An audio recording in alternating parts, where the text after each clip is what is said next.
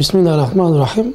İdeal Eğitim Vakfı olarak, ki vakfımızın ismi Eğitim Vakfı, bu anlamda da eğitim içerikli çalışmalar yapıyoruz. Okumanın öneminden bahsetmek istiyorum. Yani Allahu Teala bizi, insanları yaratan, yerin ve göğün sahibi olan Allah ilk emir olarak bizlere oku diyor. Oku. Yaratan Rabbin adıyla oku. Burada oku, ama nasıl bir okuma olmalı? Evet, okuyacağız. Ancak bizi yaratan Allah'ın adıyla okuyacağız. Eğer okuma Allah'ın adıyla okursa sonuç da hayırlı çıkar. Yani insan öncelikle yaratıldığının farkında olmalı. Yaratılmış bir varlık olarak yaratanın adıyla kainatı okuduğumuzda, insanı okuduğumuzda, sosyal meseleleri okuduğumuzda inşallah daha sağlıklı sonuçlar elde edeceğiz. Bugün dünya geneline, insanların hayatına baktığımızda ciddi anlamda sıkıntıların yaşandığını görüyoruz. Huzursuzlukların, mutsuzlukların yaşandığını görüyoruz. Çatışmaların yaşandığını, kanın, gözyaşının olduğunu görüyoruz. Neden? Çünkü doğru bir okuma olmadığı için. Yani vahiy eğitimiyle, Allah'ın eğitimiyle insanlar eğitilmediği için tamamıyla beşeri ürün olan, nefsi ürün olan, hatta şeytani bir ürün olan okumanın sonucunda insanlar birbirine değer vermiyor, birbirine sevmiyor, birbirine saygı göstermiyor. Herkes ben diyor. Yani benin ürünü olan bir okumanın sonunda ise çatışma olur. Orada kan olur, orada gözyaşı olur, orada huzur, mutluluk olmaz.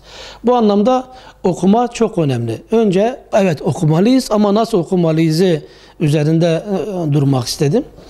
Evet, okuma insanı Allah'ın göndermiş olduğu Kur'an-ı Kerim'de birçok yerde akletmez misiniz? Fikretmez misiniz? Düşünmez misiniz? Gibi ifadelerle yani akla vurgu yapıp düşünmeyi vurguluyor. Neden?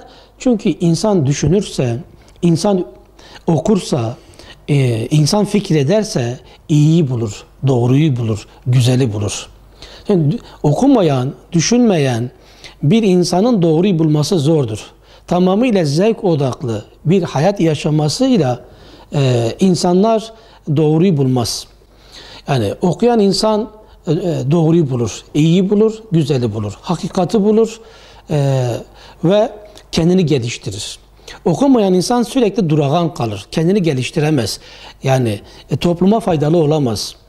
Okuyan beyin ile okumayan beynin MR'ı çekilmiş, filmi çekilmiş. Okuyan beynin daha kompleks bir yapıya sahip olduğu, okumayan beynin ise daha sıradan basit bir yapıya sahip olduğu görülmüş.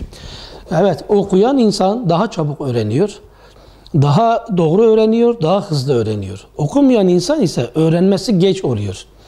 Yani hatta bugün veliler ya da öğrenciler dese ki zekanın bir ilacı var mı? Evet, zeki olmanın ilacı kitap okumaktır. Çünkü kitap okudukça beyin gelişiyor ve beyin güçleniyor. Nasıl ki bir halterciyi düşünün, yani ağırlık kaldırarak kaslarını güçlendiriyorsa, bugün insan da kitap okuyarak beynini güçlendirebilir, kendini geliştirebilir. Biz İslam ümmeti olarak, Müslümanlar olarak okumaya çok önem vermeliyiz. Ki Resulullah sallallahu aleyhi ve sellem de bu anlamda güzel hadisler var. İlim Çin'de olsa bile öğrenin diyor. Gidin. Evet. Beşikten mezara kadar ilim öğrenin diyor. Ve bunun gibi birçok hadis ilmi okumanın öneminden bahseder. Bugün teknolojik bağımlılık, sosyal medya bağımlılığı, oyun bağımlılığı gibi durumlar gençlerimizi, çocuklarımızı kitaptan uzaklaştırdı. Bu anlamda velilere şunu söylemek istiyorum. Lütfen bizler onlara iyi örnek olalım. Rol model olalım. Evde çocuklar elimizde telefonda, sosyal medyada vakit geçirdiğimizi görmesinler. Çocuklar eve geldiğinde elimizde kitap görsün. Biz kitap okuyalım ve onlara da kitap okumayı telkin edelim. Onlara kitap okumayı sevdirelim. Biz okursak onlara okutabiliriz. Onlara iyi bir rol model olursak kitap okutabiliriz. Çünkü gerçekten bugün sosyal medya bağımlılığı veya teknoloji bağımlılığı psikiyatrik bir hastalık haline gelmiştir. Ciddi anlamda zeka geriliği meydana getirebiliyor. Donuk bir zeka oluşturabiliyor. Bunun için lütfen buradan sizin aracınızla tüm velilere Şunu ısrarla söylemek istiyorum. Teknoloji ve sosyal medya bağımlılığından kurtulalım. Bunun da tek çaresi kitap okumaktır. Kitap okumayı sevdirelim. Yaratanımızın emrine uyalım. Oku emrine riayet edelim. Evet. Dolayısıyla bu anlamda da evde ailece okuma saatleri oluşturmamız gerekiyor. Yani belki her gün ya da haftada birkaç gün okuma saatlerimiz olursa o saat diliminde herkes eline kitabını alacak, okuyacak. Sonra herkes okuduğu kitaptan ne anladığı beraber bir fikir alışverişinde de bulunabilir. Kitap okumayı zevkli hale de getirmek lazım.